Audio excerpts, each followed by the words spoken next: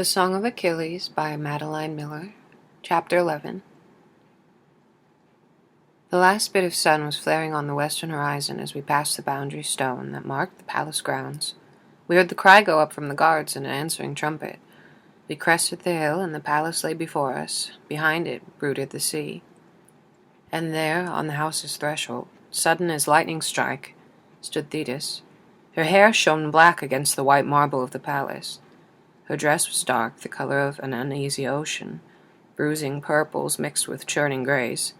Somewhere beside her there were guards, and Peleus too, but I did not look at them.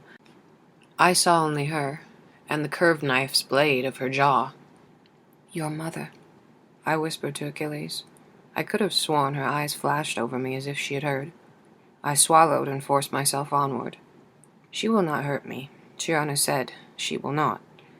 It was strange to see her among mortals. She made all of them, guards and Peleus alike, look bleached and wan, though it was her skin that was pale as bone.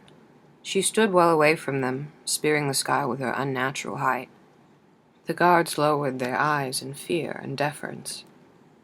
Achilles swung down from his horse, and I followed. Thetis drew him into an embrace, and I saw the guards shifting their feet. They were wondering what her skin felt like. They were glad they did not know. "Son of my womb, flesh of my flesh, Achilles," she said. The words were not spoken loudly, but they carried through the courtyard. "Be welcome home." "Thank you, mother," Achilles said. He understood that she was claiming him. We all did. It was proper for a son to greet his father first. Mothers came second, if at all. But she was a goddess. Peleus's mouth had tightened, but he said nothing. When she released him, he went to his father. "Be welcome, son," Peleus said. His voice sounded weak after his goddess wife's, and he looked older than he had been. 3 years we had been away. "And be welcome too, Patroclus." Everyone turned to me, and I managed to bow. I was aware of Thetis's gaze raking over me. It left my skin stinging as if I had gone from the briar patch to the ocean. I was glad when Achilles spoke. "What is the news, father?" Peleus eyed the guards. Speculation and rumor must be racing down every corridor. "I have not announced it, and I do not mean to until everyone is gathered. We were waiting on you. Come and let us begin." We followed him into the palace. I wanted to speak to Achilles, but did not dare to. Thetis walked right behind us. Servants scattered from her, huffing in surprise. The goddess, her feet made no sound as they moved over the stone floors. The great dining hall was crammed full of tables and benches. Servants hurried by with platters or food or lugged mixing bowls brimming with wine. At the front of the room was a dais raised. This is where Peleus would sit, beside his son and wife. 3 places. My cheeks went red. What had I expected? Even amidst the noise of the preparations, Achilles' voice seemed loud. "Father, I do not see a place for Patroclus." My blush went even deeper. "Achilles," I began in a whisper.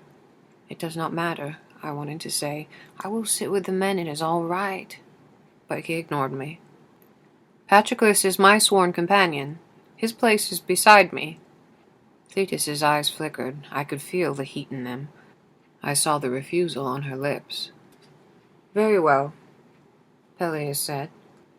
He gestured to a servant, and a place was added for me, thankfully at the opposite side of the table from Thetis. Making myself as small as I could, I followed Achilles to our seats. "She'll hate me now," I said. "She already hates you," he answered with a flash of a smile. This did not reassure me. "Why has she come?" I whispered. Only something truly important would have drawn her here from her caves in the sea. Her loathing of me was nothing to what I saw on her face when she looked at Peleus. He shook his head. "I do not know. It is strange. I have not seen them together since I was a boy." I remembered Chiron's parting words to Achilles. "You should consider your answer." Chiron thinks the news will be war. Achilles frowned. "But there is always war in Mycenae. I do not see why we should have been called." Peleus sat, and a herald blew 3 short blasts upon his trumpet. The the signal for the meal to begin. Normally, it took several minutes for the men to gather, dawdling on the practice fields, drawing out the last bit of whatever they were doing, but this time they came in like a flood after the breaking of the winter's ice. Quickly the room was swollen with them, jostling for seats and gossiping. I heard the edge in their voices, a rising excitement. No one bothered to snap at a servant or kick aside a begging dog. There was nothing on their minds but the man from Mycenae and the news that he had brought. Thetis was seated also. There was no plate for her, no knife. The gods lived on ambrosia and nectar, on the savor of our own burnt offerings, and the wine we poured over their altars. Strangely, she was not so visible here, so blazing as she had been outside. The bulky ordinary furniture seemed to diminish her somehow. Peleus stood. The room quieted. Out to the furthest benches he lifted his cup. "I've received word from Mycenae, from the sons of Atreus, Agamemnon, and Menelaus." The final stirrings and murmurs ceased utterly. Even the servants stopped. I did not breathe. Beneath the table, Achilles pressed his leg to mine. "There's been a crime." He paused again, as if he were weighing what he would say. "The wife of Menelaus, Queen Helen, has been abducted from the palace in Sparta." Helen, the hushed whisper of men to their neighbors. Since her marriage, the tales of her beauty had grown greater still. Menelaus had built around her palace walls thick with double-layered rock. He had trained his soldiers for a decade to defend it. But, for all of his care, she had been stolen. Who had done it? Menelaus welcomed an embassy sent from King Priam of Troy. At its head was Priam's son, the Prince Paris, and it is he who is responsible. He stole the Queen of Sparta from her bedchamber while the king slept. A rumble of outrage. Only an Easterner would so dishonor the kindness of his host. Everyone knew how they dripped with perfume, were corrupt from soft living. A real hero would have taken her outright with the strength of his sword. Agamemnon and Mycenae appealed to the men of Hellas to sail to the kingdom of Priam for her rescue. Troy is rich and will be easily taken, they say. All who fight will come home wealthy and renowned. This was well worded. Wealth and reputation were the things our people had always killed for. They've asked me to send a delegation of men from Phthia, and I've agreed. He waited for the murmuring to settle before adding, "Though I will not take any man who does not wish to go, and I will not lead the army myself." "Who will lead it?" someone shouted. "That is not yet determined," Peleus said, but I saw his eyes flicker to his son. "No," I thought. My hand tightened on the edge of the chair. "Not yet." Across from me, Thetis' face was cool and still, her eyes distant. She knew this was coming, I realized. She wants him to go. Chiron and the Rose Cave seemed impossibly far away, a childish idol. I understood suddenly the weight of Chiron's words. War was what the world would say Achilles was born for. That his hands and swift feet were fashioned for this alone, the cracking of Troy's mighty walls. They would throw him among thousands of Trojan spears and watch with triumph as he stained his fair hands red. Peleus gestured to Phoenix, his oldest friend, at one of the first tables. "Lord Phoenix will note the names of all who wish to fight."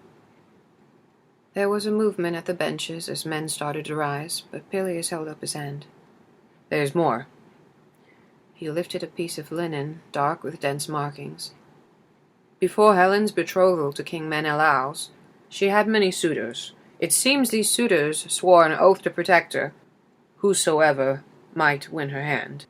Agamemnon and Menelaus now charge these men to fulfill their oath and bring her back to her rightful husband." He handed the linen sheet to the herald. I stared. An oath.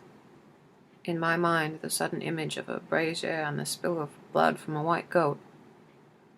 A rich hall, filled with towering men. The herald lifted the list. The room seemed to tilt, and my eyes would not focus.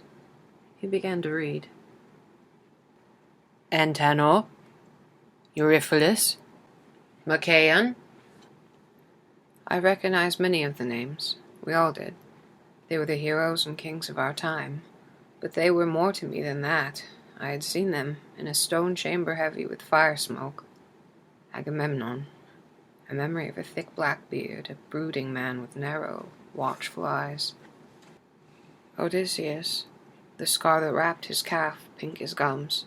Ajax, twice as large as any man in the room, with his huge shield behind him. Philoctetes, the bowman.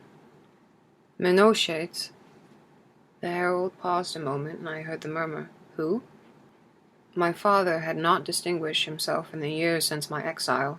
His fame had diminished, his name was forgotten, and those who did know him had never heard of a son. I sat frozen, afraid to move lest I give myself away. I am bound to this war. The herald cleared his throat. Idomeneus? Diomedes? Is that you? You were there? Achilles had turned back to face me. His voice was low, barely audible, but still I feared that somebody might hear it. I nodded. My throat was too dry for words. I had thought only of Achilles' danger, of how I would try to keep him here, if I could. I had not even considered myself. Listen, it is not your name any more. Say nothing. We will think what to do. We will ask Chiron. Achilles never spoke like that, each word cutting off the next in haste. His urgency brought me back to myself a little, and I took heart from his eyes on mine. I nodded again.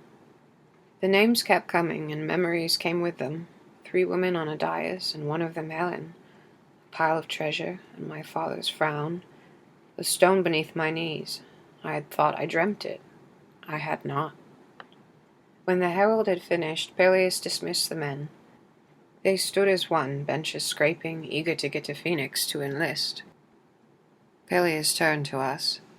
Come, I would speak further with you both. I looked to Thetis to see if she would come too, but she was gone. We sat by Peleus's fireside. He had offered us wine, barely watered. Achilles refused it. I took a cup, but did not drink. The king was in his old chair, the one closest to the fire, with its cushions and high back. His eyes rested on Achilles. I've called you home with the thought that you might wish to lead this army. It was spoken. The fire popped, the wood was green. Achilles met his father's gaze. I've not yet finished with Chiron. You've stayed on Pelion longer than I did, than any hero before. That does not mean that I must run to help the sons of Atreus every time they lose their wives. I thought Peleus might smile at that, but he did not. I do not doubt that Menelaus rages at the loss of his wife, but the messenger came from Agamemnon. He has watched Troy grow rich and ripe for years, and now thinks to pluck her. The taking of Troy is a feat worthy of our greatest heroes. It may be much honor to win from sailing with him. Achilles' mouth tightened. There will be other wars. Peleus did not nod exactly, but I saw him register the truth of it. Well, what of Patroclus, then? He is called to serve. He is no longer the son of Menocius. He is not bound by the oath. Pious Peleus raised an eyebrow. There is some shuffling there. I do not think so. Achilles lifted his chin. The oath was undone when his father disowned him. I do not wish to go, I said softly. Peleus regarded us both for a moment. Then he said, Such a thing is not for me to decide. I will leave it to you. I felt the tension slide from me a little.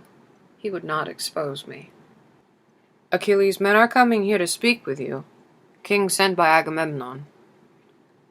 Outside the window I heard the ocean's steady whisper against the sand. I could smell the salt. They will ask me to fight, Achilles said. It was not a question. They will. You wish me to give them audience? I do. There was quiet again. Then Achilles said, I will not dishonor them or you. I will hear their reasons, but I say to you that I do not think they will convince me. I saw that Peleus was surprised, a little, by his uncertainty, but not displeased. That is also not for me to decide, he said mildly. The fire popped again, spitting out its sap. Achilles knelt, and Peleus placed one hand on his head. I was used to seeing Chiron do this, and Peleus's hand looked withered by comparison, threaded with trembling veins. It was hard to remember sometimes that he had been a warrior, that he had walked with gods. Achilles' room was as we had left it, except for the cot which had been removed in our absence. I was glad. It was an easy excuse in case anyone asked why we shared a bed. We reached for each other, and I thought of how many nights I had lain awake in this room, loving him in silence. Later, Achilles pressed close for a final drowsy whisper, "If you have to go, you know I will go with you." We slept.